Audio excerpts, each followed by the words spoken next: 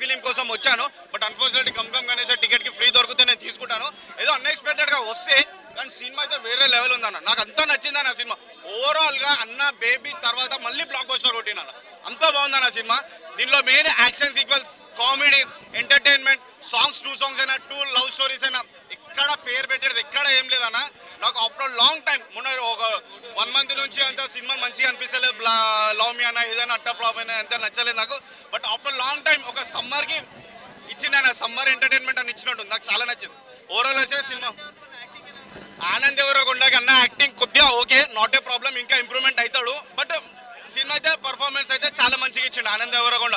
అంటే హీరోయిన్స్ అయినా పర్ఫార్మెన్స్ అయినా అంటే ఎక్కడ డైరెక్షన్ డిపార్ట్మెంట్ అయినా ఎంటర్టైన్మెంట్ అయినా చాలా నాకు అంటే ఈ సినిమా చాలా మంది ఏమంటున్నారు అంటే నెగిటివ్ టాక్ ఇవ్వడం కోసం. ఎలా అంటే స్వామినారా క్రైమెన్స్ అది రాబరీస్ ఇలాంటి చాలా సినిమాలు రీమేక్ చేసారు.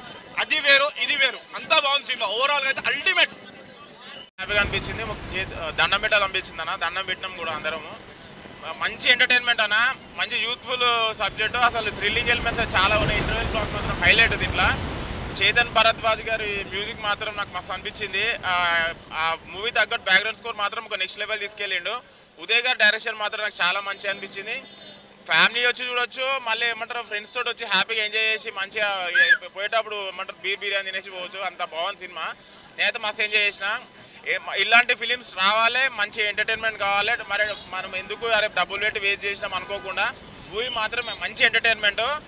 విజయ్ దేవరకొండ గారు మాత్రం, ఆనంద్ దేవరకొండ మాత్రం చాలా మంచి బ్లాక్ బస్టర్ హిట్ దొరికింది. ఆయన మూవీకి ఇంప్రూవ్మెంట్, ఆయన యాక్టింగ్ స్కిల్స్ అనేది ఇంప్రూవ్మెంట్ అవుతుంది. ఈ మూవీకి మాత్రం 100% ఇచ్చిండు.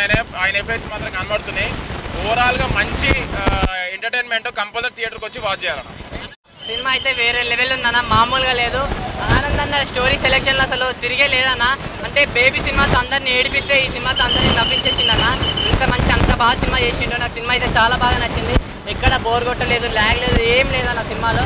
సినిమా అయితే చాలా అంటే చాలా బాగా నచ్చిందన్న నాకు. నిజంగా ఆనంద్ అన్న కెరీర్లో ఒక బెస్ట్ సినిమా అనేది అనుకోవచ్చు. ప్రతి ఒక్కరిని ఎంటర్టైన్ చేసుకుంటూ నవ్విస్తూ ఉన్నాడు అన్న సినిమా అయితే. అలా స్టోరీలో హైలైట్స్ అంటే డబ్బుకి ఆశపడి నెక్స్ట్ టైం అవుతుంది అని చెప్పి అలా ఎండింగ్ వరకు చూస్తూనే ఉండిపోయామన్నమాట. అలా అవుతుంది అన్న సినిమా అయితే. లాస్ట్ క్లైమాక్స్ ఆ ట్విస్ట్ కూడా, ఆ డబ్బులు 100 కోట్ల డబ్బులు అసలు ఉంటాయా పోతే ఎవరికొస్తే తెలియవు. ఆ ట్విస్ట్ కూడా చాలా అంటే చాలా బాగుంది అన్న సినిమా. మీరు అందరూ చూడాలి అన్న, ఎక్కడ బోర్ కొట్టదు అన్న. Thank you. Anand Devarakonda acting అయితే ఇచ్చేసిండు అన్న, ఇచ్చి పడేసిండు. ఆనంద్ దేవరకొండ ఎక్కడ తగ్గేది ఇలా చేసిండు. సినిమా అయితే వేరే లెవెల్ వెళ్ళిపోయింది అన్న సినిమా అయితే. పెట్టి తీసుకెళ్ళడం జరిగింది. మా ఫ్రెండ్ కూడా చాలా హ్యాపీగా ఫీల్ అయ్యాడు. సినిమా బాగుంది.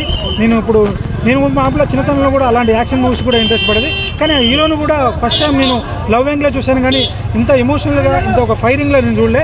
చాలా బాగుంది. Super hit, super duper.